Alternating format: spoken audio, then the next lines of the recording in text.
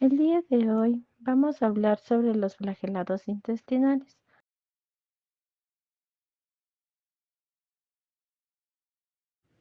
En primera instancia, vamos a hablar sobre el flagelado intestinal Giardia lamblia.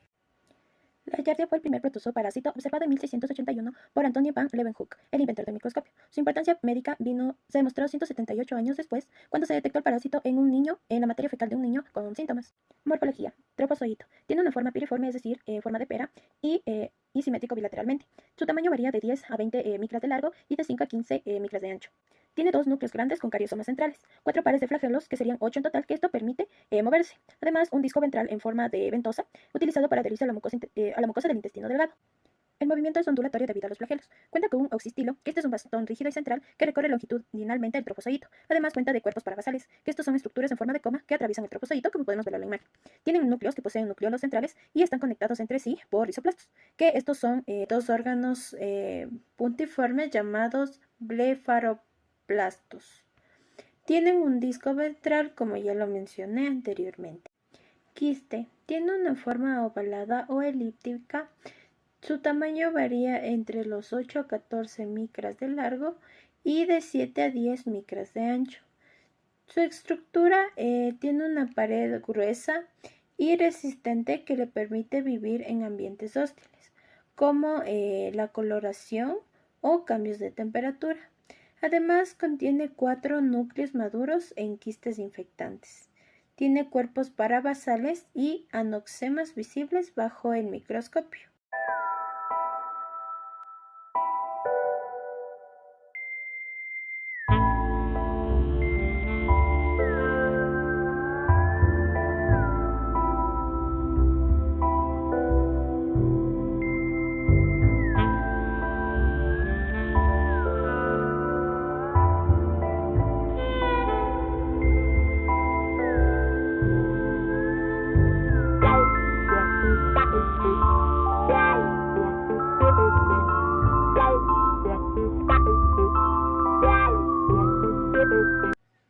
Ciclo de vida. Tenemos una fase infecciosa, que es donde los quistes van a ser ingeridos a través del agua, alimentos contaminados o contacto mano-boca. Luego, en el duodeno, tras el contacto con los jugos gástricos y la bilis, se liberan 2 trofozoitos por cada quiste. Luego, estos trofozoitos se multiplican a través de la fisión binaria y se adhieren a la mucosa intestinal mediante su disco ventral. En el colon, algunos trofozoitos pueden convertirse en quistes y estos son excretados a través de las heces. Estos quistes son la forma infectante y son altamente resistentes en ambientes acuáticos. Patogenia. Tenemos la adherencia a la mucosa intestinal. Este contacto directo daña a las microvellosidades y reduce la superficie disponible para la absorción de nutrientes. Además, tenemos una alteración de la barrera intestinal. Esto favorece a la pérdida de líquidos y electrolíticos que contribuyen a que se dé una diarrea acuosa. Como lo mencioné, tenemos la destrucción de las microvellosidades, que esto provoca una mala absorción de grasas, carbohidratos y vitaminas liposolubles, además de una producción de sustancias tóxicas que dañan a las células epiteliales intestinales y inducen una inflamación local. Manifestaciones clínicas. Tenemos diarrea, dolor abdominal, llenura abdominal, flatulencia, náuseas, vómitos y pérdida de peso. Diagnóstico. Puede darse a través de un examen microscópico, el cual se va a dar una búsqueda de trofozoitos y quistes en una muestra de heces fecales, además en técnicas de concentración y pruebas inmunológicas como las pruebas de ELISA. Giardiasis es una infección intestinal causada por el protozoo Giardia lamblia, la cual provoca síntomas como diarrea acuosa, esteatorrea, que es heces grasosas, y entre otros síntomas que se ha ido mencionando. Aunque algunas personas pueden ser asintomáticas, la giardiasis es muy común en niños pequeños, viajeros y en personas en áreas con malas condiciones de higiene. El tratamiento que puede darse para esta enfermedad son metronidazol y tinidazol. Bueno, continuando vamos a ver el Chilomastix mesnelii. El agente causal en el Chilomastix mesnelii vemos que es un protozoo flagelado que va a pertenecer al filo Mentamonada y a la familia Retrotamonidae. Este se encuentra comúnmente en el gastrointestinal del humano, especialmente en el intestino grueso, y este es considerado un comensal no patógeno. Entonces, en el ciclo de vida es monoxénico, o sea, es decir, ocurre en un solo huésped. Este organismo se va a presentar de dos formas, de trofozoito y de quiste. El trofozoito va a medir entre 6 y 24 micrómetros de longitud y va a tener una forma piriforme, o sea que es de pera. Es la forma activa y móvil con un solo núcleo. También va a poseer 4 flagelos, 3 anteriores y uno asociado al cistostoma. Este citostoma es una estructura que le permite la ingestión de partículas alimenticias. Estos trofozoitos van a residir en el ciego, donde se van a alimentar de bacterias y se van a multiplicar por fisión binaria. En cambio, el quiste es la forma de resistencia infectante. Los quistes van a ser ovalados, de pared gruesa y se van a alimentar en las heces. Esta infección va a ocurrir al ingerir estos quistes presentes en agua o alimentos contaminados. Entonces, una vez en el intestino, los quistes van a liberar estos fosfoditos, completándose el ciclo de vida. En su patogenia se lo considera no patógeno, pero si su presencia en muestras fecales indica la ingestión de agua o alimentos contaminados, esto va a sugerir que existen condiciones higiénicas muy deficientes. En la inmunidad, debido a su naturaleza comensal, no va a provocar una respuesta inmunitaria significativa en individuos sanos, sino que el sistema inmunológico y la microbiota intestinal van a ayudar a controlar su población, evitando una proliferación excesiva. En las manifestaciones clínicas, en la mayoría no va a haber casos, no va a causar muchos síntomas, sino que en individuos inmunocomprometidos o en casos de alta carga parasitaria van a poder asociarse con síntomas gastrointestinales leves como la diarrea o el malestar abdominal. Y su diagnóstico es que se realiza mediante el examen microscópico de heces, de muestra de heces, donde se pueden identificar los quistes y los trofozoitos. El tratamiento, ya que no es, generalmente no causa muchos síntomas, no se requiere tratamiento, pero en casos sintomáticos se puede utilizar medicamentos antiparasitarios como el metronidazol. En la prevención van a incluir este lavado adecuado de manos y la correcta manipulación de alimentos y agua para evitar esta contaminación fecal oral. Ahora vamos a ver el Trichomonas hominis. El agente causal en el Trichomonas hominis es un protozoo flagelado que pertenece al filo Parabacilla y a la familia Trichomonadidae. Este va a habitar en el intestino grueso del humano y es considerado también un comensal no patógeno. El ciclo de vida no va a presentar una fase quística en su ciclo de vida, sino que tiene manera de trofozoito. Este va a ser de piriforme y va a medir entre 5 y 15 micras. Va a poseer 5 flagelos, 4 anteriores y uno posterior. Estos van a estar asociados a su membrana ondulante. Esto se va a reproducir por fisión binaria y se transmite a través de la ingestión de trofozoitos presentes en agua y alimentos contaminados, igual como materia fecal. Bueno, en ciertos casos, unas moscas pueden actuar como vectores mecánicos, van a transportar estos restos de materia fecal a los alimentos y los vamos a ingerir. En la patogenia, la Trichomona hominis va a ser considerado no patógeno. Sin embargo, en casos de infección masiva, igual en individuos inmunocomprometidos, eso puede causar la irritación de la mucosa intestinal. En cambio, en la inmunidad, en individuos sanos, la tricomona no induce una respuesta inmunitaria significativa, sino que el sistema inmunológico y la microbiota intestinal van a ayudar a mantener esa población de parásitos bajo control para que no se propaguen. En las manifestaciones clínicas, aunque generalmente es asintomático en casos de alta carga parasitaria o en individuos con sistemas inmunitarios debilitados, va a existir esta. El tricomona puede asociarse con los síntomas gastrointestinales como la diarrea, el dolor abdominal o el malestar general.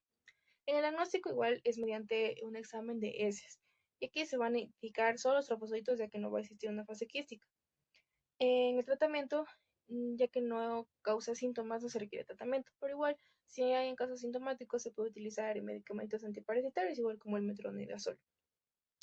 Y por último, la prevención es que se va a aplicar técnicas de lavado adecuado de manos, igual la correcta manipulación de alimentos y agua, o sea, lavando estos alimentos para evitar la contaminación de fecal oral. Tricomona vaginalis. Morfología. La triconoma vaginalis mide de 7 a 20 micrómetros y no tiene forma quística. Está formado por el citoplasma el citostoma, la costa, el axostilo, el blefaroplasto, la membrana ondulante y el complejo pelta-axostilar. A lo largo de la membrana ondulante, reforzando su base, se observa un bastoncillo cromático. Este se denomina la costa. El citoplasma está formado por gránulos de botulina, siderófilos, glucógenos y vacuolas, mientras que el citostoma es un orificio a manera de boca y la costa es el bastoncillo cromático que se mencionó. El axostilo es la parte media del parásito. En el blefaroplasto se empiezan a originar lo que son los flagelos. En la membrana ondulante, esta se encuentra en la mitad anterior del parásito, como podemos observar, es estas curvitas que se observan al lado de la costa. Y el complejo pelta-axostilar engloba el núcleo y los filamentos parabasales, que van desde las vesículas de Golgi hasta el aparato flagelar. En el ciclo biológico de la Trichomona vaginalis se debe mencionar que esta no presenta forma quística o de resistencia. Esta solo existe como trofozoitos. Su transmisión es directa y no existen intermediarios, ya que el ser humano es su único hospedador. La forma vegetativa de la tricomona es bastante frágil y se inmoviliza y muere cuando no existen las condiciones de humedad adecuadas o el pH no es el óptimo, según los límites tolerables de esta. El parásito se encuentra presente en la uretra e invade la vagina en los periodos previos a la menstruación cuando el pH cambia a 7.5. Y sin embargo, esta regresa a la uretra al finalizar el sangrado, ya que el pH se vuelve ácido, debido a que se restablecen los lactobacilos y el pH es de 4 a 4.5. En el momento que el parásito regresa a la uretra, se produce una reinfección, siempre y cuando el paciente no haya tomado o se haya tratado con una terapia específica. La forma vegetativa se multiplica por fisión binaria longitudinal y esto ocurre de cada 5 a 9 horas, comenzando por el aparato citonuclear y por último se divide en el citoplasma, dando origen a dos organismos como podemos observar en imagen. Este proceso siempre se va a cumplir dentro de su hábitat natural y cuando las condiciones sean las óptimas, como ya se mencionó, la humedad y el pH óptimo. Cabe destacar también que para su transmisión se necesita un contacto íntimo entre las personas parasitadas. Los factores que determinan la patogenia o la colonización de la Trichomona vaginalis pueden resumirse en tres: los factores dependientes del hospedador, los factores independientes del contacto con el parásito y los factores independientes en sí del contacto. Tenemos los factores dependientes del hospedador. En el hábitat genitourinario vienen a ser el pH, las hormonas, el hierro, el calcio y el zinc. Y los factores dependientes del contacto con el parásito son tres: la adherencia, la fagocitosis y la hemólisis. Y en los factores independientes del contacto tenemos a las enzimas y entre otros. Algunas de las proteínas que ayudan a desarrollar la patogenia es la AP120, AP65, AP51, AP33, AP23. En imagen podemos observar a la Trichomona vaginalis en una vista microscópica. Las manifestaciones clínicas ocurren tanto en mujeres como en hombres. En las mujeres se produce una secreción vaginal fina tipo acuosa o purulenta. El flujo puede ser desde incoloro hasta un color amarillo verdoso con aspecto espumoso. Se produce el prurito, la dispareunia, disuria, vagina en empedrado, cervix de fresa, como podemos observar en la esquina de la imagen, y una eritema, dolor y edemas. Mientras que en los hombres en muchos casos viene a ser asintomático. Sin embargo, cuando se manifiesta, se presenta una secreción uretral serosa o purulenta, prurito, edema prepucial, una erección dolorosa, eyaculación precoz y ardor miccional. En el diagnóstico se puede desarrollar mediante distintos métodos. El más común y el más rápido para diagnosticar la Trichomona vaginalis es el examen directo en fresco. También tenemos el examen en métodos de cultivo, que en esta se utiliza la técnica Diamond modificada. En métodos de tinción y fijación se pueden utilizar tanto la coloración Gram como la coloración en Giemsa modificada. Mientras que en las técnicas de amplificación de ácidos nucleicos, también conocidas como TAN, se da una reacción en cadena de la polimerasa, que se conoce también como la PCR, o también se puede realizar una amplificación media de la transcripción, que es la TMA. El tratamiento se lo realiza principalmente con metronidazol. Este se toma 500 miligramos 2 veces al día durante 7 días. O también se puede tomar 2 miligramos con una dosis única. El metronidazol no es recomendable administrarse cuando existe embarazos. Ahí se toma el metronidazol tabletas vaginales, que se da una cada 24 horas y este se da durante 10 días. Otros medicamentos recomendados también son el tinidazol y la silindamicina. El tinidazol 2 gramos cada 24 horas por 2 días o 1 gramo cada 24 horas por 5 días. Mientras que la clindamicina es una crema de 2% cada 2 horas por 7 días. O se puede tomar también de forma oral 300 miligramos cada 12 horas por 7 días. Bien, en el caso de la leishmania, esta se va a transmitir por la picadura de un mosquito flebótomo hembra. Ya que estas son hematófagas, ¿esto qué quiere decir? Que se van a alimentar de la sangre. En su cavidad bucal presentan una sustancia vasodilatadora llamada maxilán, lo que les facilita la picadura. Presentan un ciclo de vida completo, esto quiere decir que esta es de huevo, larva, pupa y el mosco adulto como tal. El reservorio principal es el perro y presenta subespecies, las cuales son leishmania cutánea, mucocutánea y leishmania visceral. Dentro de su morfología, leishmania presenta dos, amastigote y promastigote. El amastigote va a ser de forma ovalada, va a medir aproximadamente de 3 a 5 micras. Esta es la forma diagnóstica. Al ser la forma diagnóstica se va a encontrar en los macrófagos de los vertebrados. Presenta un citoplasma granulado y vacuolado y un núcleo con membrana delicada. Por otra parte, el promastigote va a ser alargado, va a medir de 10 a 20 micras. Esta es la forma infectante, por lo que se va a encontrar en los vectores. En el ciclo de vida va a iniciar con la picadura del mosquito, donde van a ingresar promastigotes metacíclicos. Estos van a invadir hacia los macrófagos, se van a transformar en amastigotes y se van a multiplicar por fisión binaria. Van a dejar estas células infectadas para volver a infectar nuevos macrófagos, liberándose en los intestinos. Estos amastigotes se van a transformar en promastigotes procíclicos. Estos se van a multiplicar por fisión binaria, pasando a promastigotes metacíclicos para viajar hacia la válvula faríngea y comenzar el ciclo. En el caso de la vida, en el ciclo de vida en el insecto, este se va a infectar al ingerir sangre con macrófagos infectados con mastigotes. En el intestino se van a diferenciar en promastigotes, los cuales se van a multiplicar y a dividir en las partes bucales de la mosca para así Bien, la leishmaniasis cutánea se va a dar en el lugar de la picadura. Va a aparecer una pápula eritematosa inespecífica, similar a cualquier picadura de mosquito que se resuelve de manera espontánea, o tras un periodo variable en el lapso de una semana a 3 meses promedio, da lugar a una lesión específica de leishmaniasis cutánea. Se va a diferenciar entre leishmaniasis difusa, que se van a representar caídas frecuentes, anemia, inmunosupresión, o localizada, donde se va a dar úlceras. Bien, en el caso de la leishmaniasis mucocutánea, en el Nuevo Mundo se la conoce como espundia. Este tipo de leishmania se va a presentar meses o años después de la presencia de leishmania cutánea. Aquí son escasos los amastigotes, lo que dificultan la confirmación parasitológica. Van a presentar lesiones nasales, eritemas, edemas en la mucosa nasal. En el caso de la leishmania visceral, es causado por el complejo Leishmania Donovani, Infantum y Chagas. La más común es la Kala-Azar, que es conocida como la fiebre negra en India. Son enfermedades del Nuevo Mundo. Los parásitos se localizan en los macrófagos de los órganos, principalmente en vaso, hígado, ganglios linfáticos y médula ósea.